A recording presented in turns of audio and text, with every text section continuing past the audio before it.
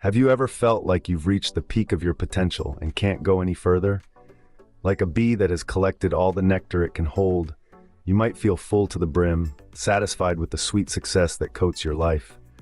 But what happens when the honey of your life begins to crystallize? Imagine raw honey.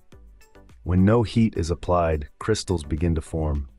The honey no longer pours freely. It becomes too hard, too brittle to be usable. This crystallization is a perfect analogy for personal stagnation. Just like honey, when we stop applying the heat of continuous learning and growth, we start to crystallize. We become rigid, inflexible, resistant to change. Our lives, once a free-flowing river of experiences and knowledge, become a hardened mass of past accomplishments and outdated beliefs. This crystallization process often starts to set in around the age of 30. It might be triggered by a sense of contentment with our achievements. We might feel we have mastered our field or trade and see no need to venture beyond our comfort zones. But this state of crystallization, this mental laziness, doesn't have to be an inevitable part of aging.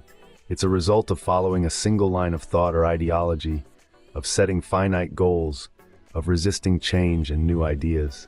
The first 28 to 30 years of our lives can be considered a mini-life. If we've learned our lessons well in this period, the next 28 years can be a new birth, a second life. But if we've ignored the problems and lessons of our first mini-life, we're likely to face the same challenges again. When we rest on our laurels, when we stop striving for progress, we risk early crystallization. But it doesn't have to be this way. Avoiding crystallization requires the force of will. It requires continuous learning, new experiences, and a dogged pursuit of unaccomplished objectives.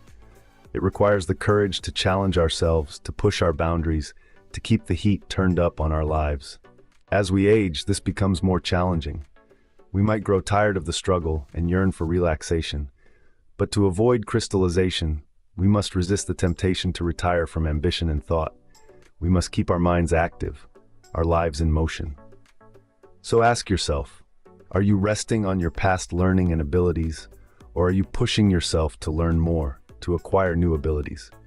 Even when we feel like letting our guard down, we must remember the importance of continuous growth and learning. Remember, periods of rest are beneficial, but never let yourself give up on progression. Keep your honey fluid, keep your life in motion. Don't let the sweetness of your life crystallize into a state of stagnation. Keep learning, keep growing, keep moving. Don't let your honey harden.